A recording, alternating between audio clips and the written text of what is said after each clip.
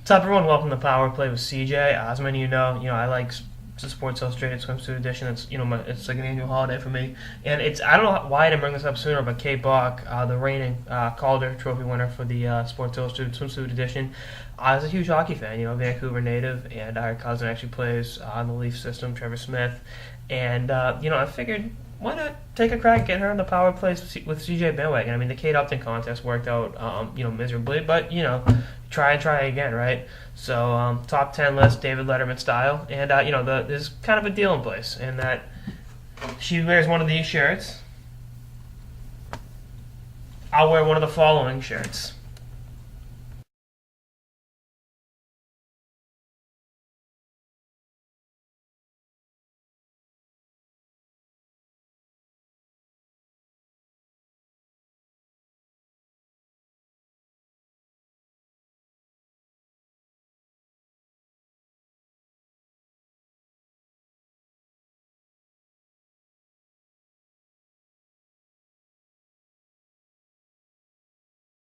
So yeah, between the four teams right there, the Leafs, Rangers, Canucks, and Blackhawks, all pretty big rivals of the Bruins. So I'm putting myself on the line on this one. So hopefully she takes note of that.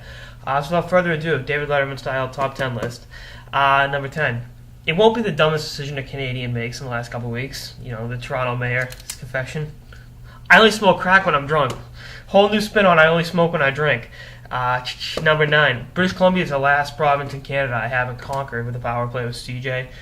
In terms of having a native of that province wearing a shirt, Saskatchewan, Alberta, Manitoba, Ontario, Quebec, the Maritime provinces. I've got pretty much all the populous ones covered, so get British Columbia on board. Plus, I love the West Coast. I got California covered. A power play with CJ. See that beautiful LA Kings style shirt being worn in San Diego, Los Angeles, San Francisco, Santa Monica. I mean, all the way up the coast in California. Number 8, the Russian Rocket. I mean, she's from Vancouver. Pavel Bure played in Vancouver. I mean, come on. He's my biggest man crush in the game of hockey. Well, him and Patrice Bergeron, but that's either here nor there. Number 6, like I said, her cousin Trevor Smith plays in the Toronto Maple Leafs farm system, or in the English system. It's been up, I think, a little bit. That big boxing match I wanted to have with Scotty Upshaw at the MGM Grand never came to fruition, and Melanie Collins is still being mean to me, just like that girl in Mean Girls. Maybe that could happen. If I gotta get in a boxing match at the MGM Grand with Trevor Smith for it to happen, I'll take a few likes, anything for the brand. I mean, it's all about the power play. Number 5. I heard if you wear a power play with CJ shirt, the Rangers power play will improve. Which given that's one of our teams, I think that'll definitely that'll help them out. Number 4, Bobby Orr. Number 4, John Tortorella. Not quoting John Buccigross. If Tortorella can be popular despite being mean and using mean expletives towards his players, I deserve some credit. So keep that in mind. That was probably the worst one on this top 10 list. Number 3. How do you say no to this flow right here? As I sound, more vain than I ever have. This is like in its infantile stages because my flow goes in cycles. Like when it peaks, it's me and Eric Carlson, and then the rest of the world in terms of flow. And you want to be able to be on board with something like that when the flow's in full mint form. Number 2.